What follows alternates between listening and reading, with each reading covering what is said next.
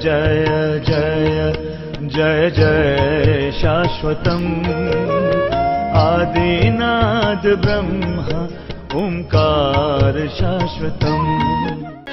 धरी न काहू धीर। जब काम का प्रभाव हुआ तो किसी को धीरज नहीं है, सब काम के बस हो गए।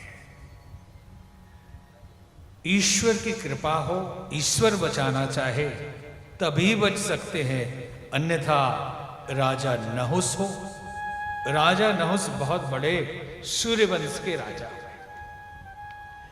राजा ययाति के पिता थे।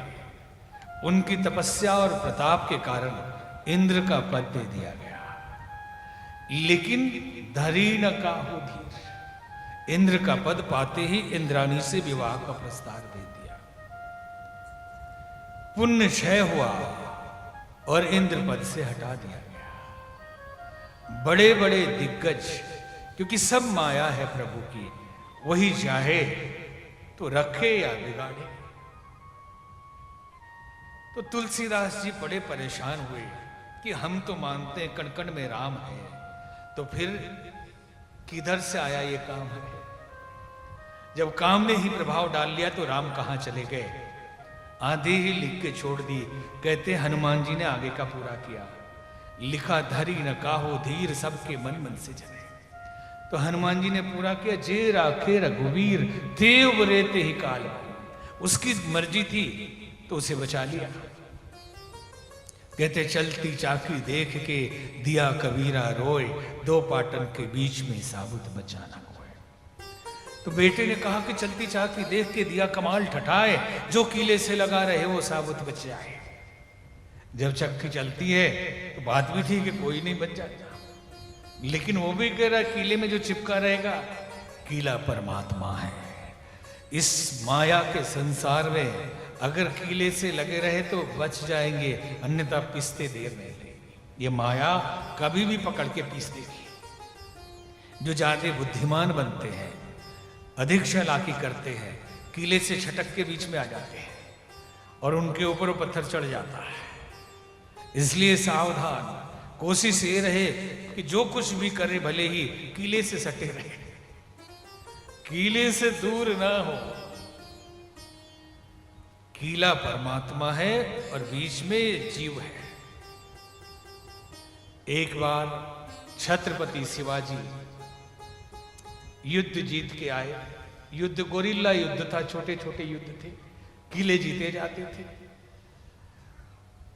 जीतने के बाद कुछ सामान, हीरे जवाहरात मोती मिले। अब उनका मंत्रिमंडल था उतने ही आदमी का। मंत्री जी ने पढ़ के सुनाया, इतने हाथी मिले हैं, इतने घोड़े मिले, इतने हीरे मिले। छत्रपति जीत का श्रेय आपको जाता है। लीडर या नेता कभी भी श्रेय स्वयं नहीं लेता, वो अपने कार्यकर्ताओं को श्रेय देता है। ये सभी लोग, आप भी संगठन चलाते हैं, अखिल भारतीय अग्रवाल संगठन, परिवार भी एक संगठन होता है। परिवार की परिभाषाएं लोग करते हैं। लोक मान्यता यह है कि पति पत्नी बच्चे जहां रहें वो परिवार है। यही है ना कि जहां पति पत्नी बच्चे दादा दादी ये लोग रहें, उसको परिवार कहा जाता है।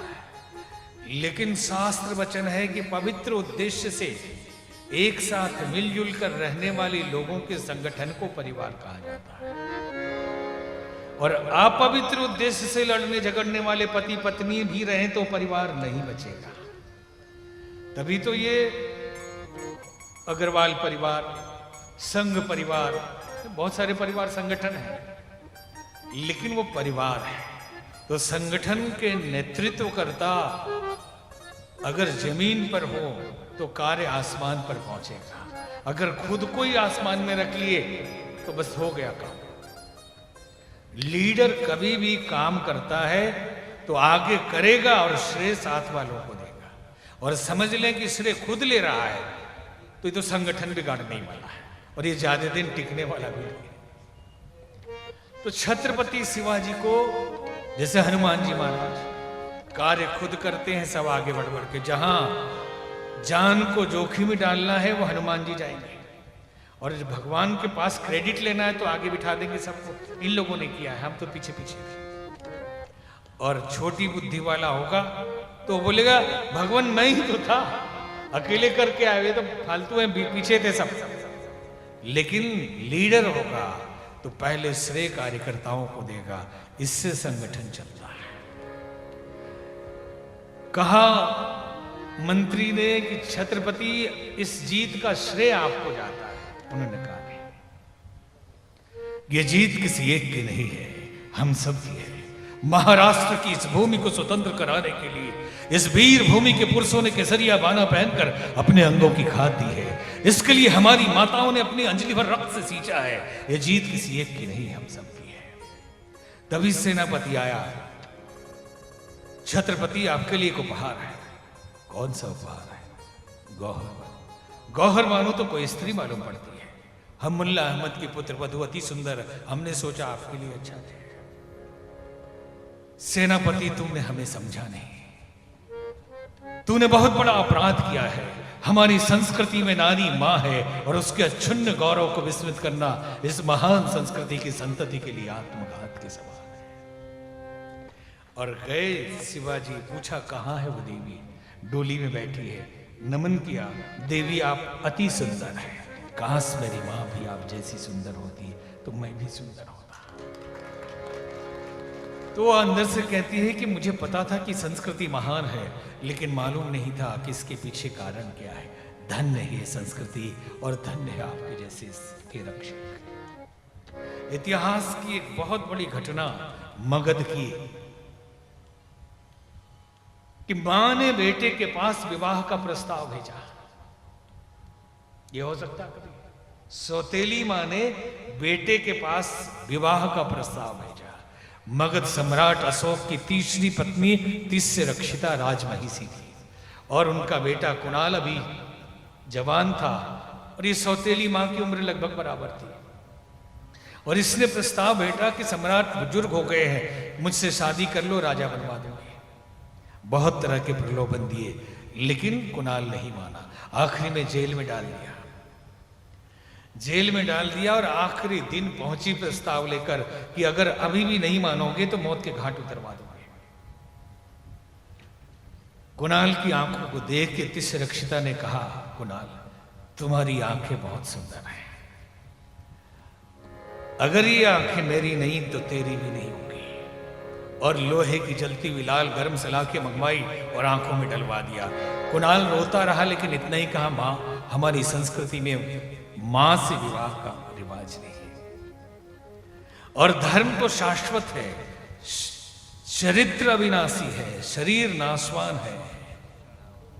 तो इस नाशवान को बचाने के लिए मैं अविनाशी को कलंकित नहीं कर सकता। और इतिहास गवाह है कि मगध के गद्दी पे अंधा सम्राट बैठा। जे राखे रघुवीर ते उबरे ते ही काल मगो, निशा में उर्वशी को मां कहे, इस भूमि का अर्जुन निरख रमणी सिवा का मातृभाव से भरा था मन। स्वामी विवेकानंद अमेरिका गए, बड़ी प्रसिद्धि हो गई। एक गोरी महिला आई, युवती, बोले स्वामी जी आपसे कुछ चाहिए क्या? आपके जैसा एक बेटा चाहिए। तो बोले मिल जाएगा। कब मिलेगा? शादी कब होगी? बोले शादी हो और बेटा की जगह बेटी हो जाए तो। आज से आप मेरी मां, मैं आपका बेटा, मेरे जैसा क्या मुझे ले लो।